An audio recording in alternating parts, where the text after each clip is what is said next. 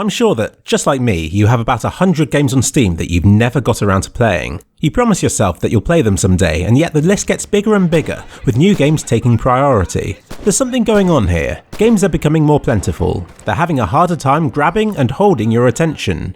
Some will always be big enough to manage it, but for others they need to resort to other tricks and tactics to get a moment in the limelight. And because of this, I believe that we're about to enter a new age for games. One filled with shorter, broader experiences.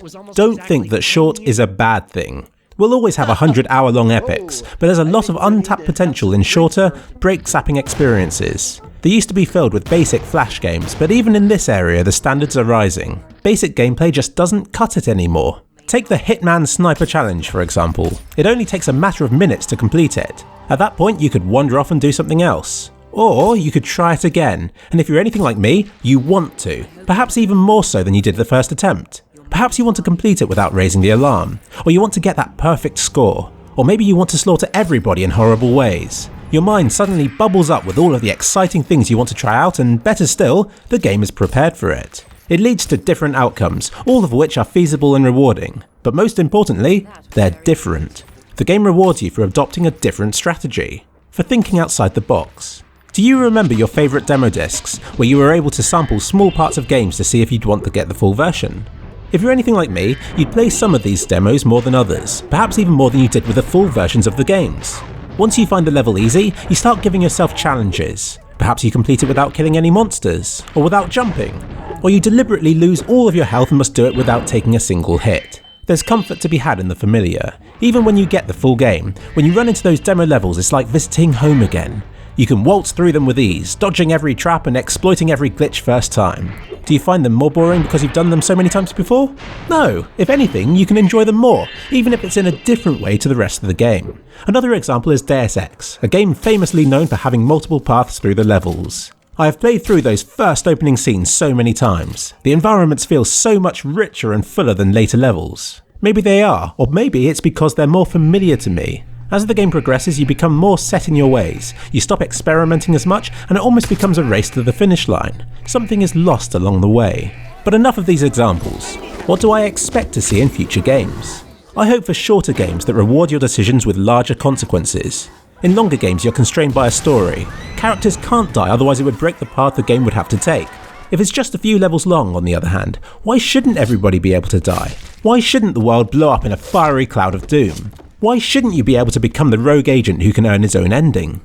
Deus Ex manages this with trivial things, like minor characters and subplots, but I'm talking about the game itself. In my opinion, the longer the game is, the less freedom it has for options like these. I can't wait for a game that's just one level long and yet can be completed in 100 different ways, each with their own end story. Mass Effect 3's original endings disappointed most players, which isn't surprising when you consider the number of combinations required for it to take into account all of the decisions that players made across the games. If it was just a fraction of the length, it would have been easier to achieve. Choices rapidly bloat the number of end outcomes. Don't get me wrong, I don't want every game to become like this. Many are best kept as a story, and RPGs should be long so that characters can develop, which unfortunately includes the Mass Effect series. But there are games that would benefit from this new approach to game design. Take Hitman, for example. I talked about the Sniper Challenge earlier. I probably spent more time on that than the full game, which required such mastery of each level to get a good score that I honestly couldn't be bothered to do it. If I could focus on just one level, however, I would happily pick it apart provided it had the depth to reward me.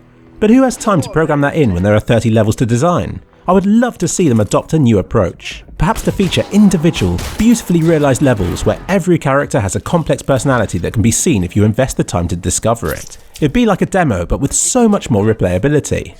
I would rather have one level like that than 30 that I can't be bothered to play through. It would invite more people into the world of speedrunning. Would you like to speedrun the entire of Dishonored? I didn't think so, but a single level? Perhaps that would be interesting to attempt. You could then appreciate other people's attempts on YouTube so much more.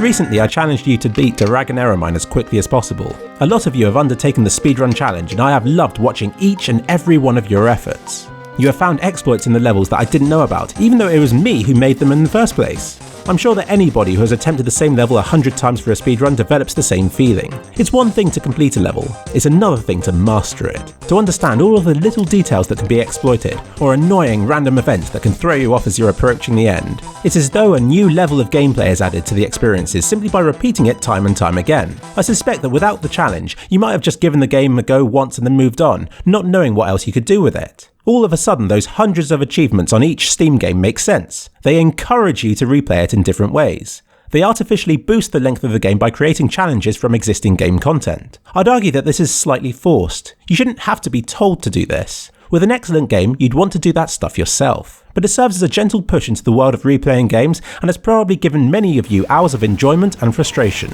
But that's enough for now. I don't have enough spare time to invest into 100 games. It's not a matter of attention span, it's simple math. 100 demo-length games, on the other hand, I could manage. And from those, there would be some that I would want to replay multiple times. Perhaps more. I look forward to more experiences like Facade or the Hitman Sniper Challenge. I want more sandbox experiences like Grand Theft Auto or Red Faction. But I don't just want a lazy sandbox with cut and paste enemies and environments. I want one that's lavished with as many hand-placed details as a scripted game. I want breadth rather than length. Take note, game developers, or perhaps I'll have to do it first.